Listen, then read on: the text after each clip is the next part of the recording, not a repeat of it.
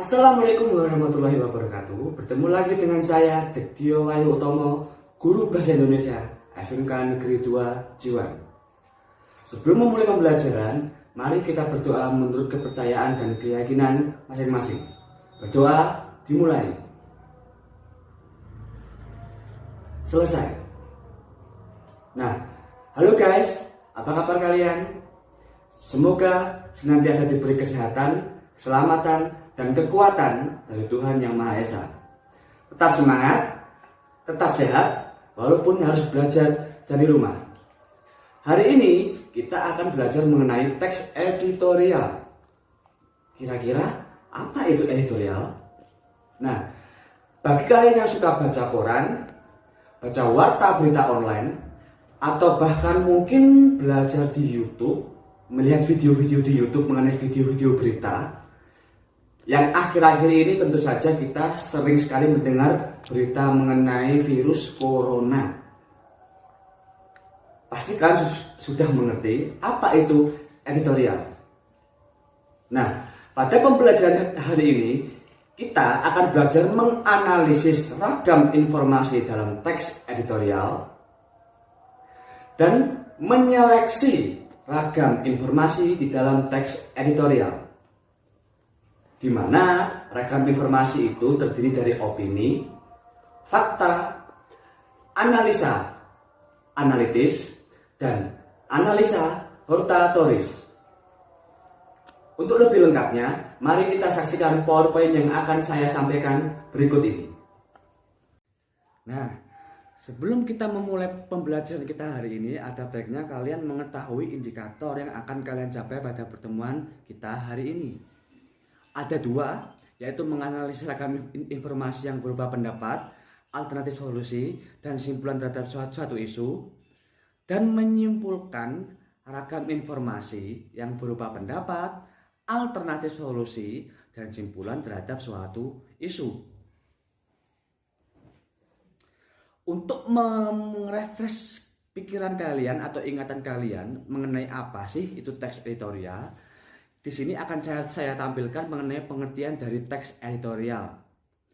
Teks editorial adalah suatu tulisan, opini atau pendapat yang ditulis oleh penulis sebuah media terhadap isu atau peristiwa aktual yang sedang hangat diperbincangkan oleh masyarakat.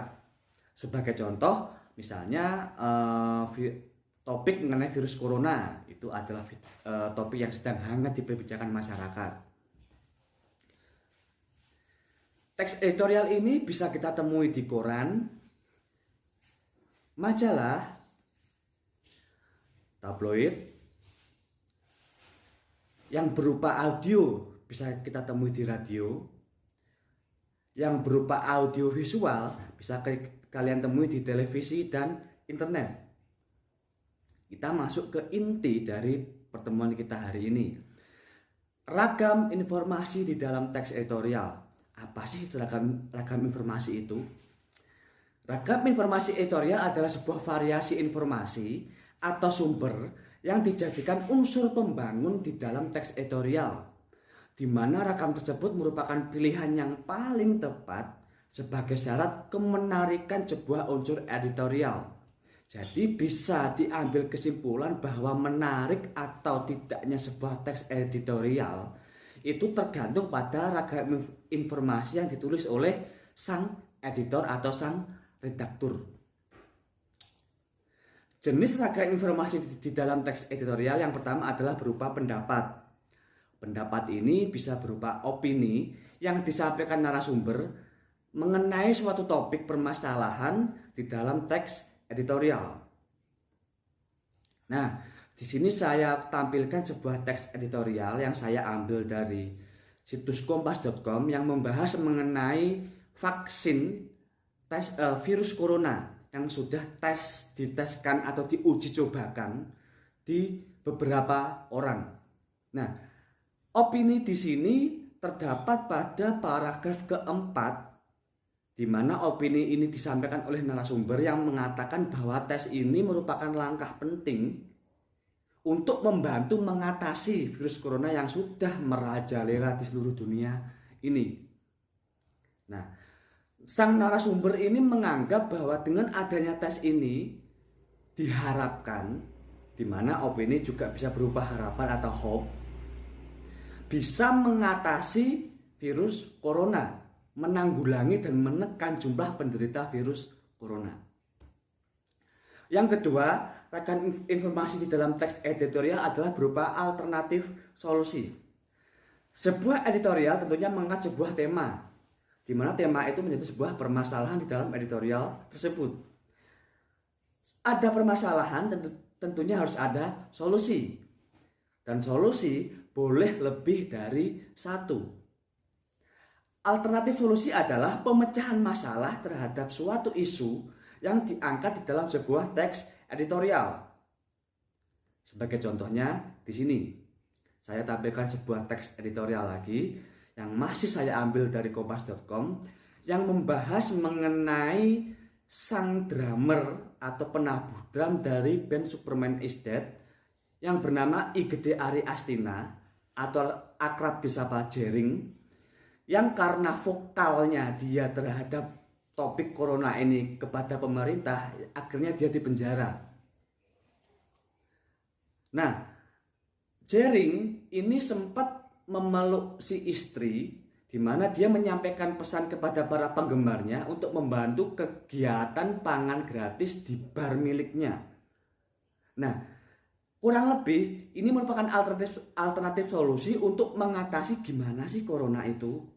Nah, si Jering ini membuat sebuah gerakan bantuan terhadap orang-orang yang terdampak virus corona dengan membuat kaos, di mana kaos itu bisa dibeli oleh para penggemarnya, dan uang hasil kaos itu akan dia salurkan kepada orang-orang yang membutuhkan, khususnya orang-orang yang terdampak dengan virus corona ini, terdampak secara ekonomi untuk lebih jelasnya. Yang terakhir, jenis ragam informasi di dalam teks editorial adalah berupa simpulan.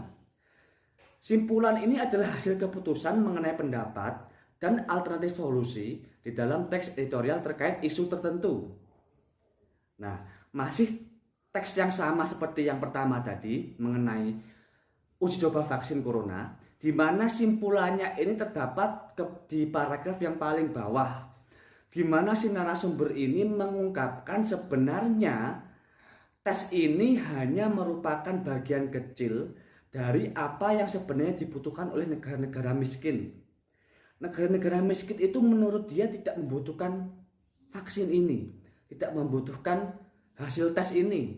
Mereka lebih membutuhkan bantuan real berupa, entah itu berupa dana, yang dimana harus kita akui bahwa corona ini menyerang semua sektor, tidak hanya kesehatan, juga ekonomi, juga bisnis. Di mana negara-negara miskin ini lebih membutuhkan bantuan pada sektor itu, lebih membutuhkan pemulihannya setelah itu, recovery-nya setelah itu. Tes ini hanya sebagian kecil, iya, ini memang membantu, tapi itu hanya sebagian kecil. Tuh. Nah, bentuk ragam informasi di dalam teks editorial. Yang pertama adalah fakta. Yang kedua adalah opini. Opini dibagi menjadi informasi analitis dan informasi hortatoris. Yang pertama adalah fakta. Fakta adalah kejadian yang disajikan oleh penulis sebagai penguat informasi di sebuah teks editorial. Fakta mengenai isu dan kejadian dapat diambil dari berbagai macam aspek seperti politik, ekonomi, budaya, sosial, pendidikan, kenegaraan, ataupun hal lainnya. Isu atau kejadian tersebut dapat diambil dalam skala nasional ataupun internasional. Selama masih aktual, selama masih fenomenal dan kontroversial, tema tersebut dapat diangkas. Tapi jangan lupa kalian harus menyertakan data, baik itu berupa tempat kejadian maupun waktu kejadian tersebut. Yang kedua adalah opini. Opini merupakan pendapat yang disampaikan oleh penulis maupun narasumber mengenai isu yang diangkat di dalam teks editorial. Opini yang ditulis oleh redaksi menentukan apakah tulisan tersebut dapat diterima atau tidak. Redaksi harus mampu menempatkan diri sehingga tulisan tersebut tidak menyinggung atau menghina lain pihak. Di lain pihak, melalui editorial, pembaca mampu mengerti lebih jauh terhadap suatu isu atau kejadian. Solusi yang ditawarkan dalam teks editorial juga dapat menjadi pertimbangan sehingga tidak terjadi kesalahan informasi atau salah interpretasi yang malah menimbulkan terjadinya masalah baru. Opini dibagi menjadi dua, yaitu informasi analitis dan informasi hortatoris. Yang pertama adalah informasi analitis, yaitu pendapat yang disampaikan oleh penulis berkaitan dengan konsep mengenai suatu hal yang diangkat sebagai topik dalam teks editorial. Sebuah teks editorial pasti mengangkat sebuah permasalahan tertentu. Redaktur atau penulis itu boleh mengomentari permasalahan tersebut dan memberikan pendapatnya mengenai permasalahan tersebut. Sebagai contoh, saya ambil topik mengenai PSBB Jakarta misalnya. Apabila kalian ingin menganalisa secara analitis, maka kalian bisa mengangkat tema, kok bisa sih Jakarta itu diterapkan PSBB lagi? Kenapa kok Jakarta itu harus menerapkan PSBB? Apakah penularan COVID-19 di Jakarta itu sudah terlalu banyak, sudah terlalu luas, sehingga Jakarta perlu menerapkan PSBB lagi? Apakah dengan diterapkan PSBB itu akan mampu menekan jumlah penderita COVID-19? Nah, itulah yang dinamakan informasi analitis. Yang kedua adalah informasi hortatoris. Kalau tadi menyoroti topik atau permasalahan di dalam editorial, informasi hortatoris itu lebih kepada pendapat yang solusi, pendapat yang berupa solusi, di mana mengenai tindakan yang perlu dilakukan atau kebijakan yang perlu dibuat berkaitan dengan topik editorial. Hal ini hampir sama seperti solusi. Nah, masih mengenai topik PSBB Jakarta tadi, jika kalian sebagai redaktur ingin menulis solusinya, maka kalian bisa menulis setuju atau tidak setuju mengenai apakah PSBB itu perlu diterapkan. Seandainya setuju, kalian bisa mengungkapkan solusinya. Oke, PSBB boleh diterapkan. Tetapi pemerintah harus memperhatikan pihak-pihak yang terdampak dengan diterapkannya PSBB itu, seperti ojek online, pedagang harian. Itu kan mereka pihak-pihak yang terdampak secara ekonomi. Nah, pemerintah itu sudah memikirkan belum pihak-pihak ini? Sudah memikirkan bantuan untuk mereka belum? Atau boleh tidak setuju? PSBB tidak perlu dilakukan karena hal itu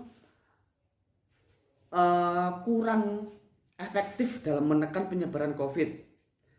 Kalian bisa menuliskan lebih baik daripada melakukan PSBB lagi.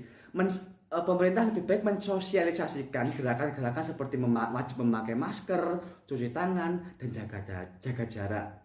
Itulah yang dinamakan informasi hortatoris.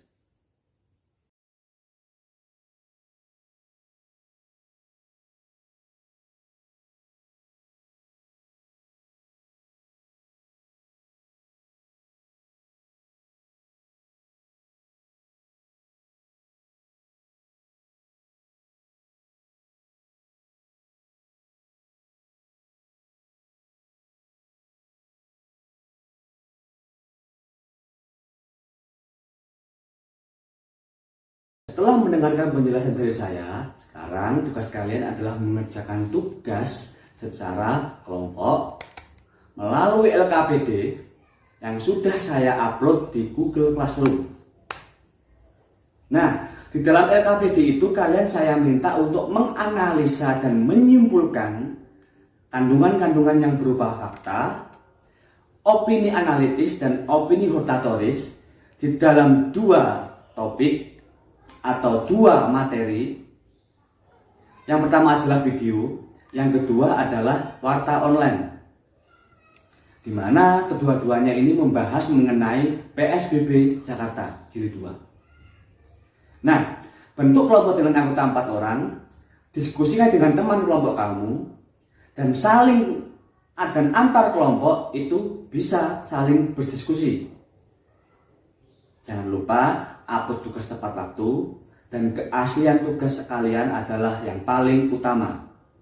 Tetap sehat, tetap semangat. Mohon maaf apabila ada kata yang kurang berkenan. Selamat siang. Wassalamualaikum warahmatullahi wabarakatuh.